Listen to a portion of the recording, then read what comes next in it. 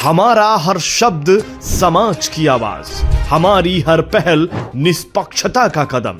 आपकी हर समस्या में आपसे पहले दिखेंगे हम हैं न्यूज फर्स्ट। ईश्वर का सच, हमारा साहस और आपका विश्वास। सच, साहस और विश्वास।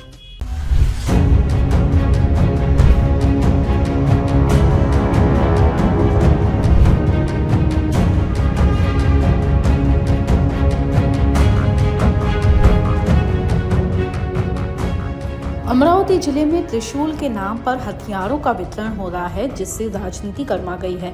कांग्रेस नेता और पूर्व मंत्री यशोमती ठाकुर ने गंभीर आरोप लगाते हुए कहा कि यह हथियार शहरी और ग्रामीण क्षेत्रों में बड़े पैमाने पर बांटे जा रहे हैं, जिससे कानून व्यवस्था के लिए खतरा पैदा हो सकता है। उन्होंने अपनी पत्रकार वार्ता में हथियारों की तस्वीरें भी साझा की और सवाल उठाया कि यदि उनका गलत उपयोग हुआ तो इसका जिम्मेदार कौन होगा।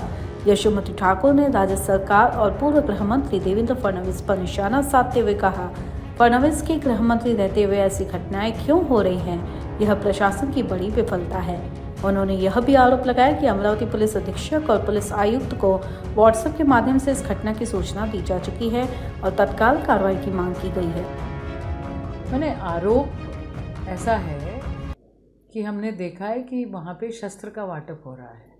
त्रिशूल के नाम के ऊपर शस्त्र का डिस्ट्रीब्यूशन हो रहा है। वो एक प्रकार का चाकू है और ऐसे चाकू का डिस्ट्रीब्यूशन हो नहीं सकता।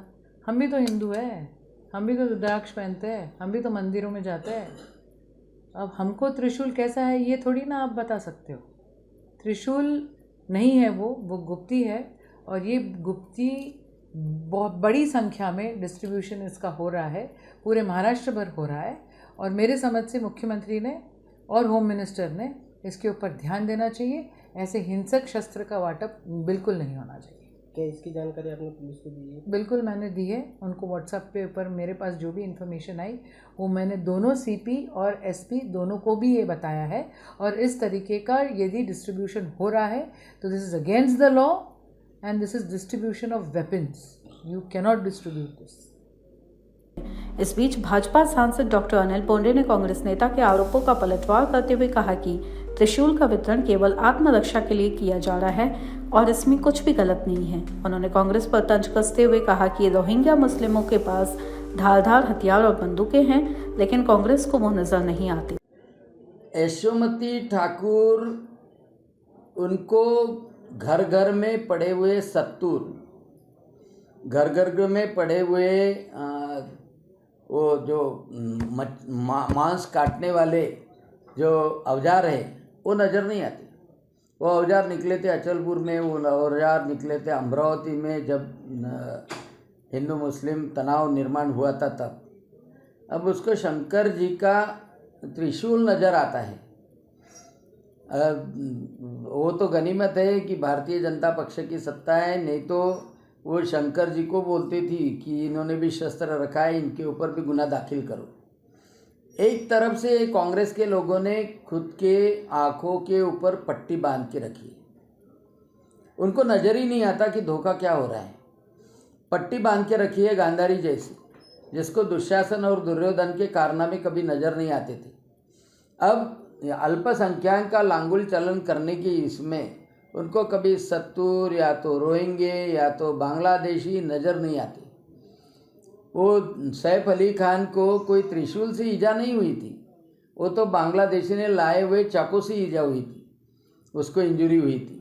तो इसलिए स्वसंरक्षण के लिए कोई लड़की लड़का अपने पास में त्रिशूल रखे तो अच्छी बात है।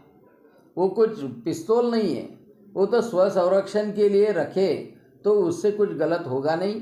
और स्वसंरक्षण करना खुद की जिम्मेदारी है, यह मुझे लगता है। सैफ अली खान पर हमले में त्रिशूल का इस्तेमाल नहीं हुआ था, बल्कि धारदार हथियार का। यह केवल आत्मरक्षा के लिए है और इसका दुरुपयोग नहीं होगा। यह राजनीतिक वार पलट से भरी घटना अमरावती में एक नया विवाद खड़ा कर रही है। अब देखना यह है कि प्रशासन इस मुद्दे पर क्या कदम उठाता है। अमरावती से न्यूज फर्स्ट के लिए दुर्वास रोकड़े की रिपोर्ट। अगर आप ये वीडियो YouTube पर देख रहे हैं तो हमारे चैनल को सब्सक्राइब कर बेल आइकन दबाएं।